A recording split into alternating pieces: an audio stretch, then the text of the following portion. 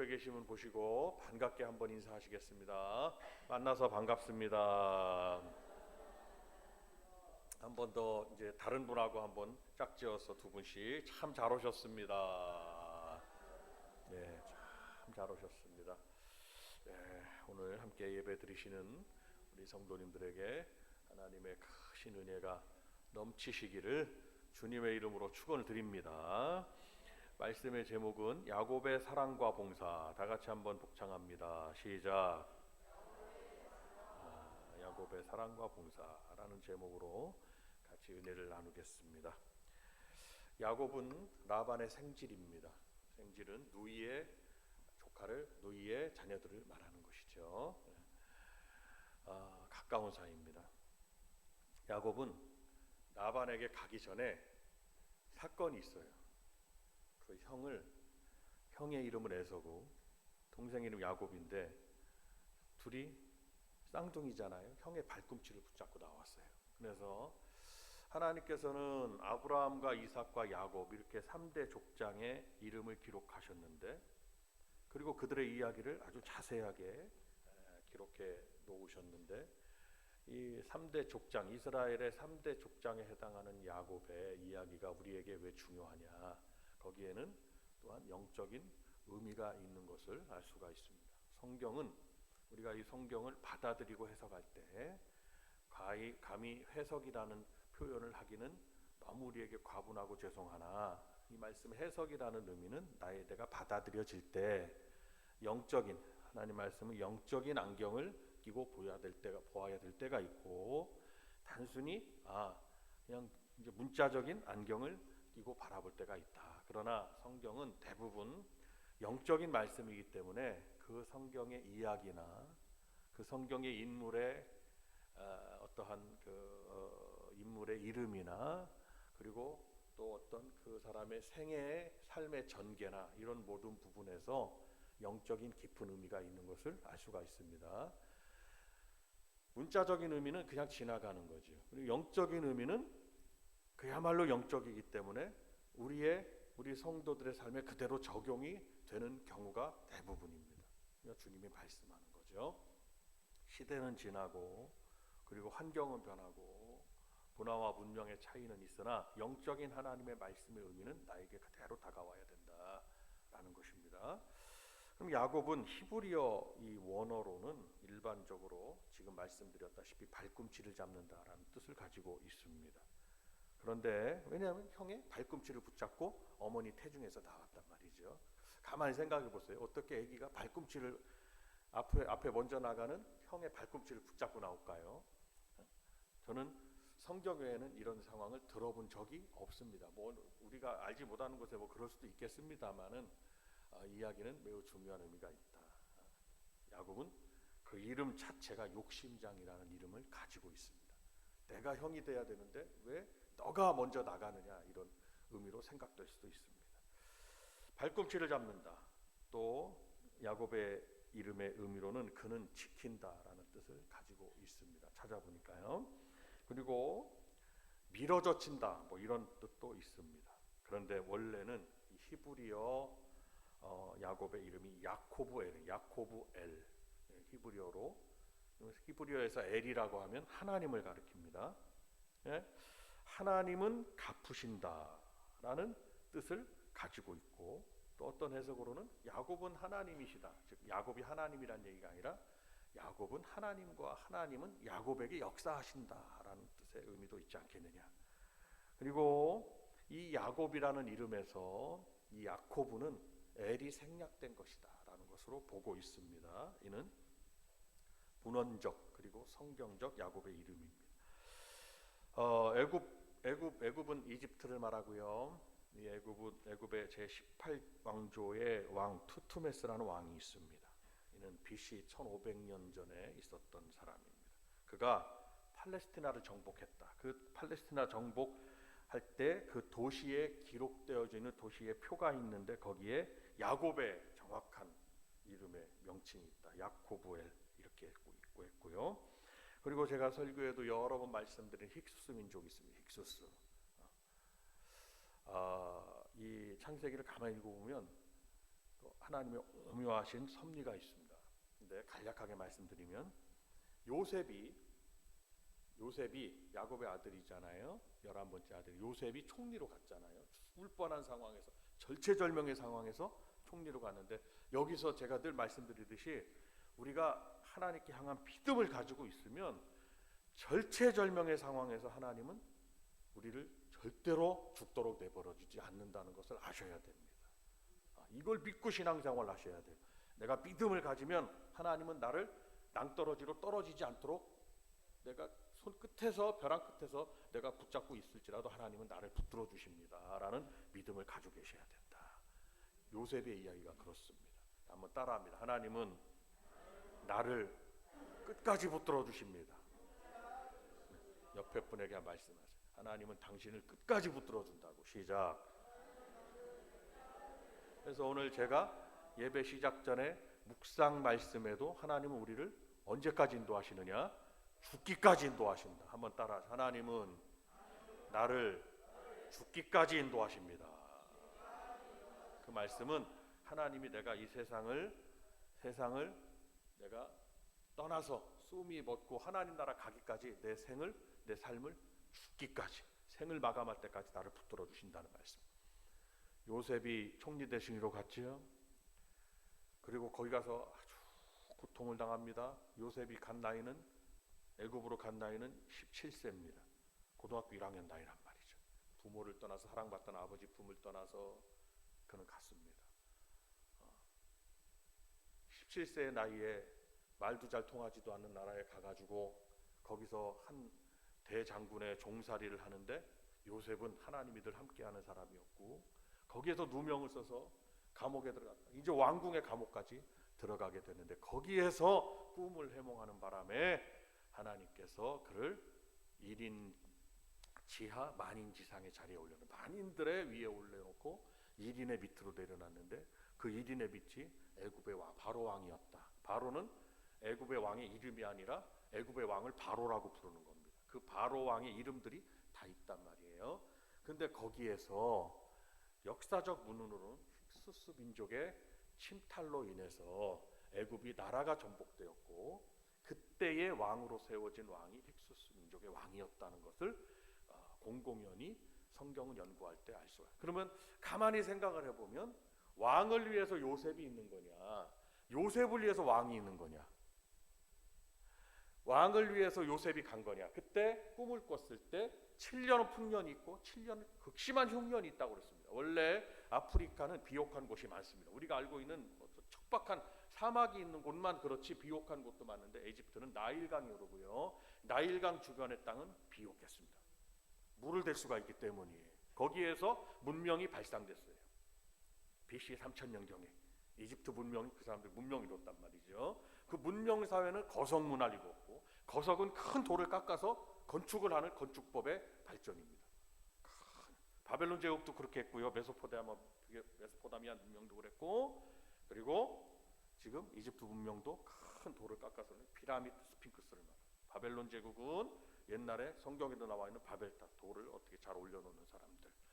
그리고 또 느부갓네살 왕의 하늘궁전, 아주 불가사의한 일들이라고. 중국의 문명은 어떻습니까? 황하 문명, 중국의 문명은 만리장성을 쌓을 정도. 중국은요, 대국이라 우리나라랑 스케일이 달라요. 가보신 분은 아시겠지만 뭘 해놔도 큰 문명을 이뤘단 말이죠. 인도는 말할 것도 없습니다. 여러분, 인도 차이나의 문명, 인도의 문명에 영향을 받은, 중국의 문명을 받고 인도의 문명을 영향을 받은 나라들을 가보면 돌을 그렇게 정교하게 깎아놓고, 여러분도 잘 아시는 캄보디아의 앙코르와트라는, 우리 교회도 한번 예전에, 벌써 오래전 일인데요, 우리 성도님들이 다녀오신 앙코르와트, 놀랍습니다. 그러면 그 왕을 위해서, 그 왕이 7년 흉년 풍년인데, 그 7년 흉년 풍년의 상황에서 국가가 풍년일 때는 국민들이 왕을 너무 왕을 잘 뽑아서 우리가 그렇다 이렇게 생각을 하거든요. 흉년이 닥쳤다 그러면, 에집트는, 이 애굽은 태양신을 섬기는 나라이기 때문에 뭔가 왕이 잘못하니까 우리가 이렇게 먹을 것도 없고 흉년이, 비 한 방울 오지 않고 이런단 말이죠. 이렇게 민심이 동요될 수 있는 상황이 온다는 거예요. 그때 마침 왕이 신기한 꿈을 꿨는데, 아무도 해몽을 못한다. 그런데 누가 왕궁의 지하 감옥에 갇혀져 있는, 거기서 벌써 2년 3년을 거기 그러고 있어요. 거기 갇혀져 있어요. 2명을 쓰고 그것도 들어왔어요. 이 젊은 청년이 17살에 와가지고 13년을 살게 되는데 종살이만 하고 감옥만 있고, 지금 뭐가 어떻게 올라갈 수 있는 상황이 아니었습니다. 드러나는 상황이 아니었단 말이죠. 그런데 어떻게 합니까? 하나님께서 때가 차니까 그를 왕 앞에 데려다 보신, 하나님이 세우시는 거예요. 가만히 듣고 보니까, 왕이여, 당신의 꿈은 2번 하나님이 정한 겁니다. 뭐냐? 첫 번째는 7년 동안 큰 풍년이 있을 겁니다. 이 나라가 얼마나 곡물이 차고 넘치는지 이루 말할 수가 없습니다. 그런데 그 다음에는 7년 동안 큰 흉년이 있는데, 풍년 동안의 기간 동안 국가를 위해서 쌀을 비축해 놓지 않으면 이 나라는 7년 흉년 동안 망하고, 당신은, 그 망한다 소리가 무슨 소리겠어요? 당신은 왕의 자리에 있지 못한다라는 의미로 받아들일 수가 있다, 이 말씀. 그러면 어떻겠습니까? 이 왕이 깜짝 놀랐죠. 천기를 읽는 애굽의 학자들, 그리고 애굽은 태양신을 섬기고 그 어떤 사단 마귀의 역사, 그 역사에도 사탄이들도 그런 어떤 것들을 막 그 문명 사회를 보면 뭔가 영적인 역사를 뭐 그들이 막 하더라, 이 말씀이죠. 그런 것들 분명히 있었을 거란 말이에요. 근데 어떻게 합니까? 왕이, 그의 마음이 누구에게로? 요셉에게로 그냥 쏠리는 거예요. 그래서 왕이 그 자리에서 요셉을, 감옥에 있던 요셉이 무릎 꿇고 앉아 있었을 거 아니겠습니까?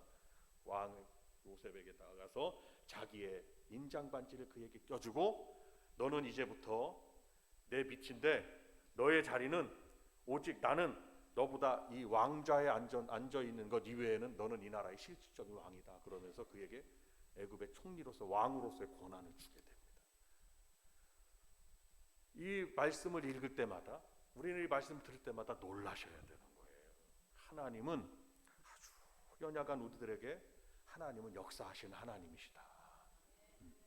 그 똑같은 맥락에서 이제 총리 대신이 되고, 애굽에 이제 풍년이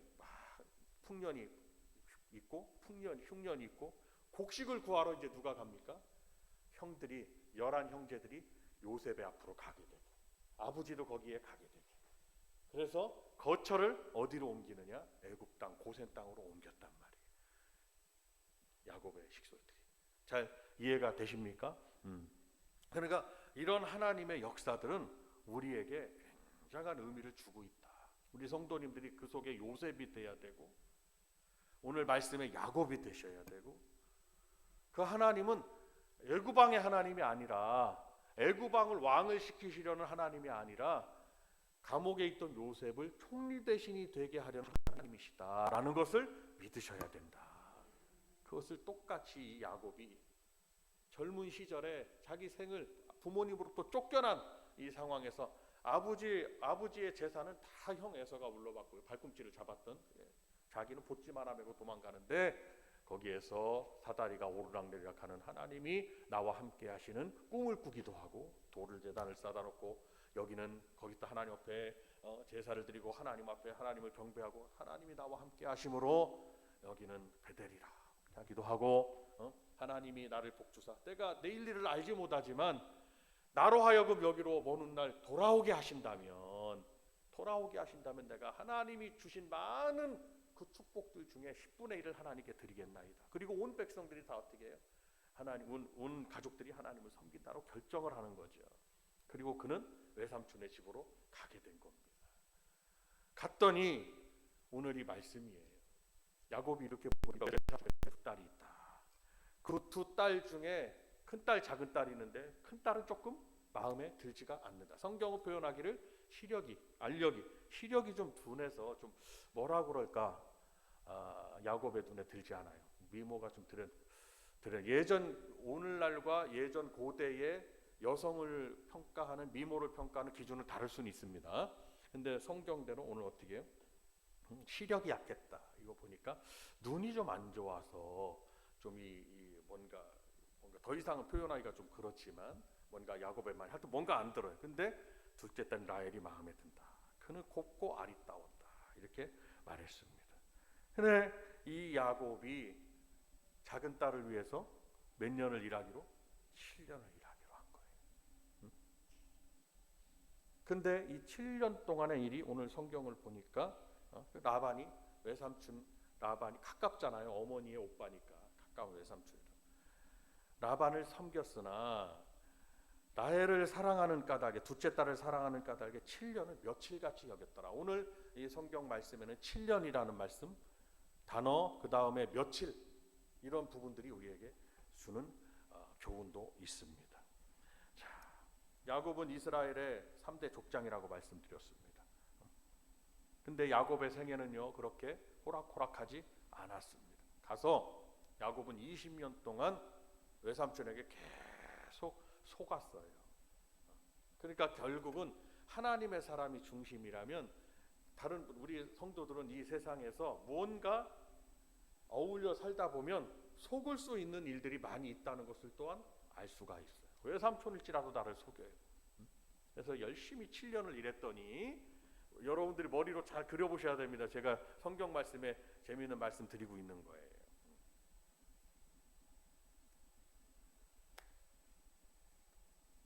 결혼식을 하고 그 다음날 보니까 내가 사랑했던 작은 딸이 그러니까 얼굴을 확인하고 결혼을 해야 돼. 얼굴을 확인 안 하고 결혼하면 어떻게 되는 거예요? 이게 지금 내 딸 이게 내가 사랑하는 아내인지 아닌지 뭐 아무리 전기불이 없어도 무슨 횃불이라도 켜고 얼굴 확인 먼저 해야 될 거 아니에요.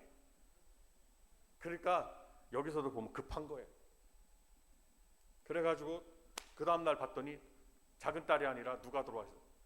큰 딸이. 하늘이 무너지는 것 같아. 그러면 큰 딸의 마음은 어떻겠냐? 그것도 생각을 안 해. 그래서 한 번 속고 또 그 다음에 두 번째 그러면 내가 또 7년 일하겠습니다 하고서 7년 일했더니 어떻게 합니까? 또 그날이 며칠 같다. 야곱은. 그러니까 어떻게 그걸 속일 수가 있느냐? 가만히 생각해 보면 이 세상은 속고 속이는 세상이 아니냐라는 것을 한번 생각해 봅니다. 근데 야곱은 각오하고 있어요. 왜냐? 형에게 팥죽을 쓰고 있었고 형에게 아버지가 죽기 전에 자기의 장자에게 아들에게 형에게 형이 장자가 맞잖아요. 에서가 발꿈치를 잡고 나왔지만 어쨌든 자기는 동생이고 형은 형인데 그 형의 장자의 축복 기도를 자기가 대신 몰래 정당하게도 아니고 정당하게 또 될 수가 없잖아요. 벌써 속였습니다. 팥죽을 쓰고 있어요. 형은 사냥을 하고 막 우락부락한 사람이라 들에서 뭐 아주 가서 들짐승을 잡아오고 막 이런 사람이란 말이에요. 지금 중동 지방의 그런 어떤 와일드한 사람들 생각해 보면 됩니다. 팥죽을 쐬고 있다. 이 코끝을 찌르는 이 냄새가 뭐냐? 팥죽이다. 거기서 뭐라고 그럽니까? 팥죽을 붉은 것, 그 팥죽을 나에게 주어라. 그때도 팥죽을 먹은 거예요. 우리가 먹듯이 주어라. 줄 수 없다. 주어라. 그러면 먹고 싶으면 형의 장자의 명분을 내게 넘겨라. 그랬습니다. 그렇죠? 그랬더니 그 뭐 장자의 명분 뭐 아무것도 아닌 것처럼 생각을 했습니다. 하나님은 다 듣고 계시고 보고 계셨다. 장자 그 사건이 어떤 사건이 일어날지 장자의 명분을 그럼 네가 앞으로 형해라. 장자의 명분을 너에게 주마. 그렇게 하고 팥죽을 먹고 자기의 팥죽 한 그릇에 장자의 명분을 넘겼는데 야곱은 그걸 기억하고 있었다. 아버지가 돌아가시기 전에 장자의 명분을 가진 팥죽 한 그릇에 산 그가 장자의 명분이 중요한 게 아니라 야곱은 뭘 바라봤을까요? 장자의 아버지에게 장자에게 받는 기도를 축복 기도를 바라보고 있다는 겁니다. 그래서 성경은요 물론 형을 속이고 또 속고 속이는 상황이 됐고 장자의 명분을 헌신짝처럼 팥죽 한 그릇을 버린 사람도 있지만 결국은 영적인 사람과 육적인 사람으로 성경은 나눈 것이다. 육적인 사람은 결국은 육신의 생각은 사망이지만 영적인 생각을 하는 사람은 그가 3대 족장에 올라가는 야곱 그처럼 영원한 것이다. 한번 따라하면 영적인 생각은 영원한 겁니다. 우리 성도님들도 항상 신앙생활을 하는 동안 항상 영적으로 생각하셔야 되는 거예요. 육신의 쪽으로 생각하면 육신의 생각은 사망이에요. 그냥 육신적으로만 내 생각이 가득 차 있으면 그냥 남는 것이 없어요. 그냥 다 꺼져가는 불과 같고 쇠퇴해가는 어떤 다 떨어지는 낙엽과 같은 거예요. 육신의 일들은. 우리는 영적으로 모든 것을 생각하고 영적으로 힘을 공급받아서 살아가실 때 영원한 하나님 나라 이르기까지 힘있게 살아갈 수 있다. 그래서 우리 복된 재단의 성도님들은 모두가 영적인 분들이 되시기를 주님의 이름으로 축원을 드립니다. 야곱은 그 이후에 축복 기도를 정말 받았죠. 아버지에게 받고. 그리고 도망을 간 거예요. 외삼촌의 집으로 도망. 그리고 거기에서 그 속인 거에 대한 대가도 좀 치르지 않느냐. 야곱이 어떻게 생각했겠어요? 외삼촌이 나를 속여도 이게 속인 거는 다 누구 죄다? 다 내 죄라고 생각하지 않았겠냐는 거예요. 그러니까 어떤 상황이 벌어지거들랑 여러분 가정에도 저에게도 우리에게도 어떤 상황이 벌어지거들랑 저 사람 죄가 아니라 다 누구 죄라고 생각하셔요. 다 내 죄라고 생각하셔요. 한번 다 두 번째로 한번 따라합니다. 다 내 죄입니다. 시작. 왜 내 죄냐고 그러면 안 되시는 거예요. 어떤 상황이 벌어지거든 성경에 지금 영적인 성경의 중심은 내가 있기 때문에 여러분들과 제가 있기 때문에 어떤 상황에 벌어지면 모든 죄 다 내 죄입니다 생각하셔야 되는 거예요. 뭐 남편이 잘못해서 뭐 자녀가 잘못해서 아내가 잘못해서 형제가 잘못해서 저 사람 교인이 저 교인이 잘못해서가 아니에요. 그냥 다 내 죄라고 생각하면 거기에 영적인 해결의 실마리가 있다는 것을 믿으셔야 됩니다. 다 내 죄라고 생각할 때 진정한 회개가 있을 수 있고 사탄이가 더 이상 틈 못하게 되는 거예요. 다른 사람이 잘못하고 다른 사람의 죄입니다라고 생각할 때 거기서부터 막히는 거예요. 야곱은 자기 스스로가 그렇게 생각했겠죠. 그리고 묵묵하게 불평하거나 외삼촌의 집에서 도망가거나 야반도주를 하거나 자기가 사랑하는 딸 그 아내를 위해서 그 둘째 딸을 위해서 도망가 이런 편법과 불법을 쓰지 않았습니다. 또 일을 했습니다. 자, 그러면 이 야곱은 12아들을 낳았고요. 여차저차 해가지고요. 메시아로서 메시아의 언약의 상속자가 되었습니다. 그래서 12지파의 조상이 되었고 이스라엘은 분명히 야곱의 12아들들의 후손들입니다. 야곱은 그토록 복을 받은 사람이에요. 영적인 자와 육적인 자. 육적인 똑같은 한 어머니 속에서 나온 라헬에서는 영적인 영원한 이스라엘의 조상이 될 수가 없는 거예요. 그는 에서는 에돔족 속의 조상이 된 거예요. 대대로 이스라엘 백성들을 괴롭히는 선조가 된 겁니다. 그것도 무서운 심판이 있는 거죠. 하나님 보시기에. 그러나 야곱은 하나님 보시기에 영적인 자로서 이스라엘 12지파의 메시아의 조상이 되고 12지파의 조상이 되었다. 그래서 이 야곱은 많은 시련을 통해서 신앙의 인격이 세워진 자인 것을 알 수가 있습니다. 우리 하나님도 우리 성도들에게 시련을 허락하시고 삶을 정화시켜서 우리 성도들이 믿음의 사람으로 잘 서가기를 원하고 계시는 줄로 믿습니다. 머나먼 타양 땅에서 이제 어머니의 사랑만 받던 야곱이 한 여인을 사랑하게 됐고 진정한 사랑의 의미를 또 깨닫게 됐고 이 한 여인을 사랑한 야곱의 사랑의 의미에서 오늘 이 야곱은 그 여인을 사랑하고 그를 위해서 헌신했다는 봉사했다는 의미에서 우리는 세 가지를 생각해 볼 수가 있습니다. 야곱은 이 사랑을 위해서 자원하여 봉사했다. 한번 따라합니다. 사랑은 자원하여 봉사하는 겁니다. 시작. 자원하는 겁니다. 야곱이 라헬을 연애했고 외삼촌 라반에게 라헬을 위해서 7년을 봉사했다고 말했습니다. 사랑하는 이를 위해서 7년 동안 충분하고도 완전한 연수를 채우겠다는 의미가 그 속에 있습니다.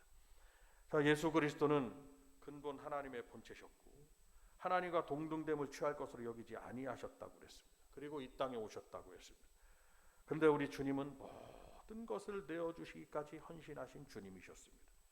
그리고 야곱이 그가 사랑을 가지고 봉사함으로 라헬을 얻은 것과 같이 야곱의 목적은 그거였습니다. 그리고 나머지 부인들은요, 세 부인들은 하나님께서 더해 주신 거예요. 첫째 부인은 의도치 않았는데 얻었고, 첫째 부인의 몸종 여인도 부인을 얻었고, 둘째 부인도 열심히 일해가지고 부인도 얻었고, 그 부인의 몸종도 야곱이 부인으로 얻게 되었습니다. 야곱이 봉사했어요. 라헬을 사랑했기 때문이에요. 그럼 우리 주님이 우리를 사랑하기 때문에 주님은 헌신하셨다는 것을 우리는 기억해야 됩니다. 그러니까 우리 주님이 우리를 사랑했기 때문에 하나님의 사랑이 이렇게 나타난 바 됐어요. 주님을 주시기까지. 우리 주님은 십자가에서 자기 몸을 다 찢기기까지 우리를 사랑하셨다. 그러니까 부활절이 되기 전에, 우리가 고난 주간이 되기 전에, 우리 합동교단은 사순절이라는 표현을 쓰지 않습니다. 제수요일, 사순절, 이것은 캐톨릭의 어떤 의미가 있다. 그래서 그런 표현을 쓰지 않습니다. 왜 어디 교회는 사순절 그러는데 우리나라는 이렇게 생각하시면 안 됩니다. 그러나 고난 주간이 다가오기까지의 어떠한 주님의 고난의 의미는 우리에게 깊이 있어야 되지 않느냐라는 것입니다. 우리에게 자리 잡고 있어야 된다. 그래서 우리 주님이 우리를 사랑하셨기 때문에 우리 주님은 봉사하셨다. 봉사에 앞서 사랑이 먼저 있었다. 우리 성도님들도 그 사랑에 힘입어 우리의 영혼이 구원을 받게 되었다는 것을 잘 아시고, 가정에서도 누군가를 영적인 열매를 거두고 누군가를 얻기 위해서는 반드시 그에 대한 사랑이 있어야 되고 그에 대한 봉사와 헌신이 있어야 된다라는 것을, 근데 이것은 누가 명령하여 강압적으로가 아니라 자원하여 봉사하는 것이다라는 것을 의미합니다. 두 번째로는 야곱은 그 사랑을 위해서 세월을 의식하지 않았다는 것을 알 수가 있습니다. 나이를 위해서 7년 동안 봉사했습니다. 근데 오늘 본문의 말씀에 보니까 자 20절을 같이 다시 읽겠습니다. 20절입니다. 시작.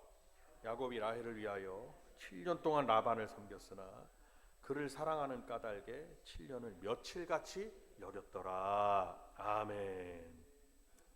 기나긴 예속의 기간이 있습니다. 예속이라는 게 무슨 뜻인가요? 예속은 외삼촌의 간섭과 그 지배하에 거기에 갇혀 있었다는 거지요.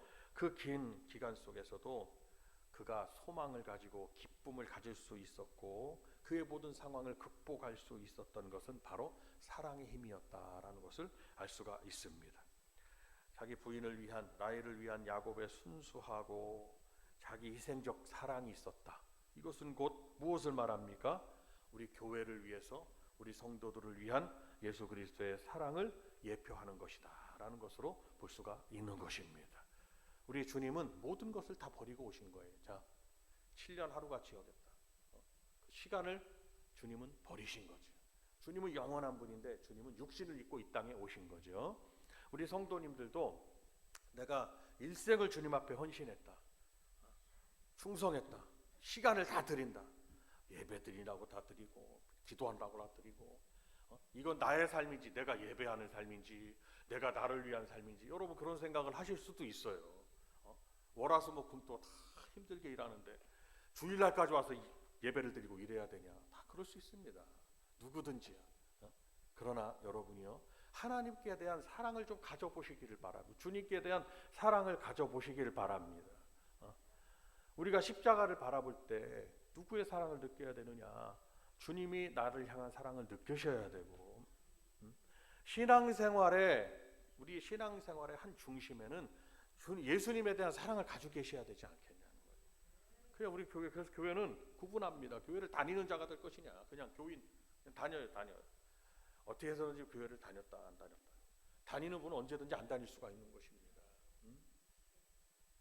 근데 우리는 정말 믿는 분이 되셔야 되고 성령의 감동이 있으셔야 된다.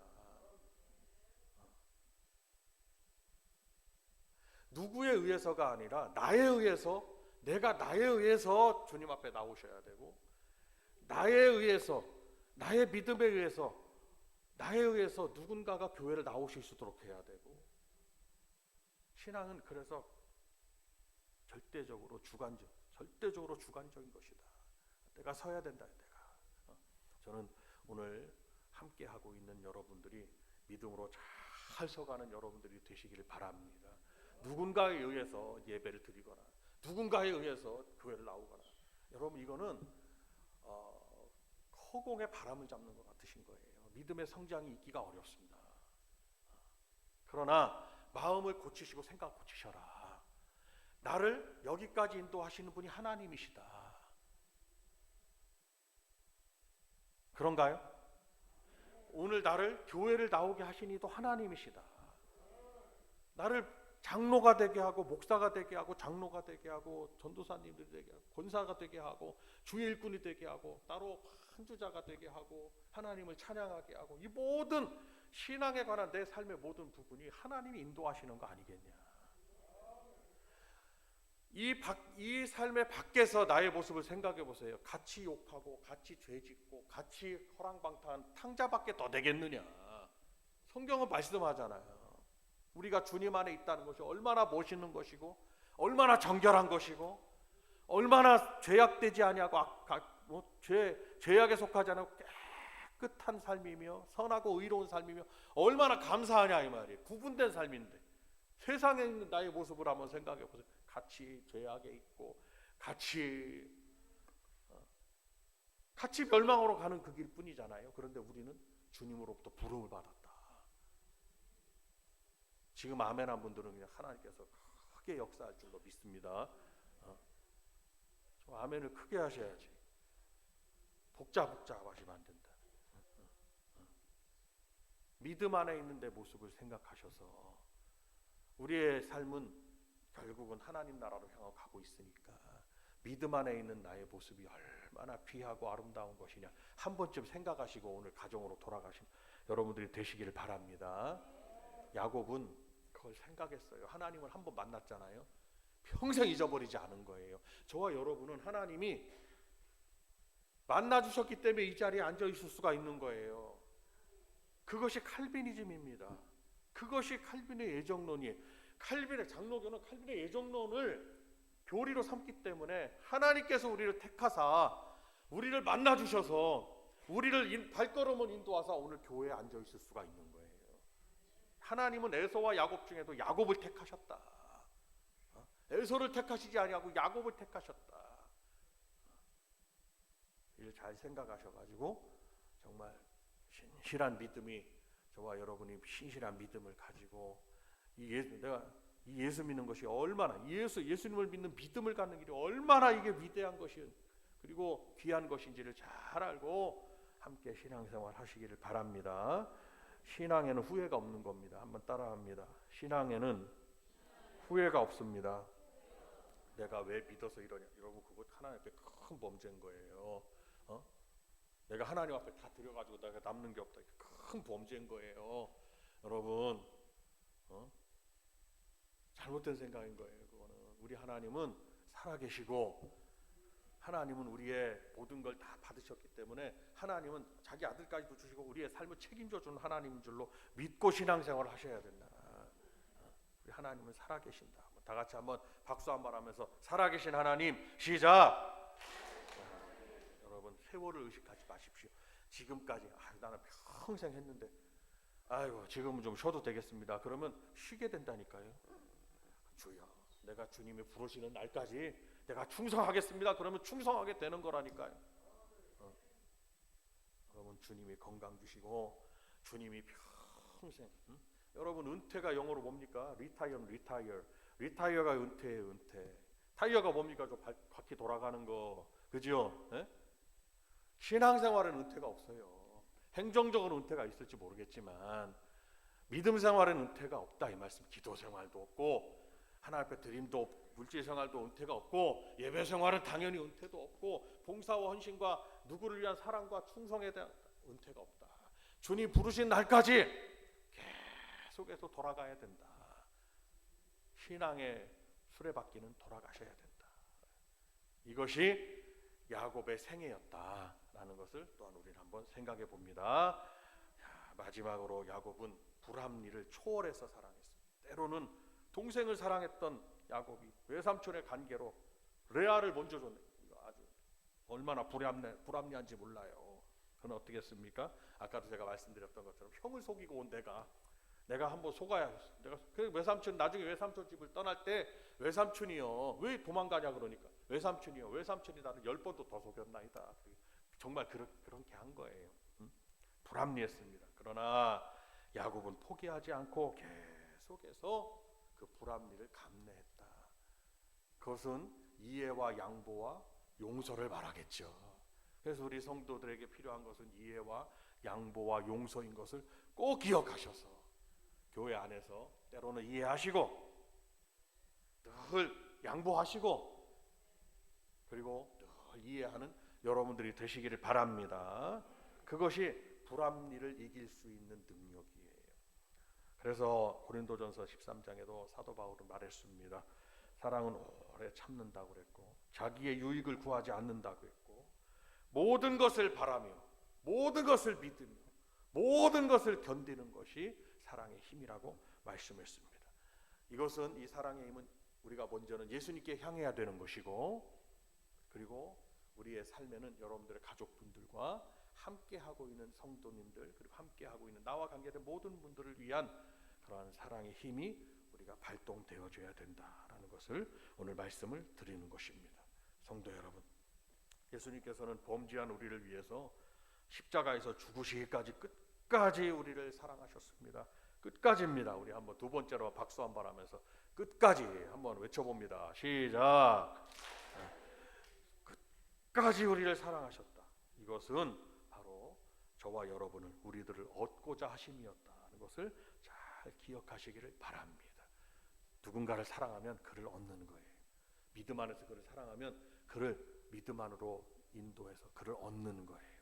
미워하면 그를 잃는 겁니다. 아주 간단한 논리지만 부부지간도 사랑하면 서로를 얻는 거예요.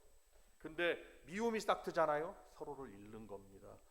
형제도 마찬가지, 교우도 마찬가지입니다. 얼른 사탄이는 사랑, 불안, 이해하지 못하게 하고 용서하지 못하게 하고 그리고 양보하지 못하게 하는 겁니다. 그래서 잃게 만드는 거예요. 점점점 잃게 만드는 거예요. 그러나 우리 성도님들은 주님의 사랑을 오늘 가르쳐 주신 오늘 말씀을 비추어서 오늘 간단한 말씀 같지만 우리들에게는 중요한 교훈을 주니까 주님께 대한 사랑과 그리고 다른 분들을 위한 사랑을 가지셔서 예수님의 사랑을 실천하시고 그 사랑을 통해서 많은 영혼들을 얻는 우리 복된 성도님들이 다 되시기를 주님의 이름으로 축원을 드립니다.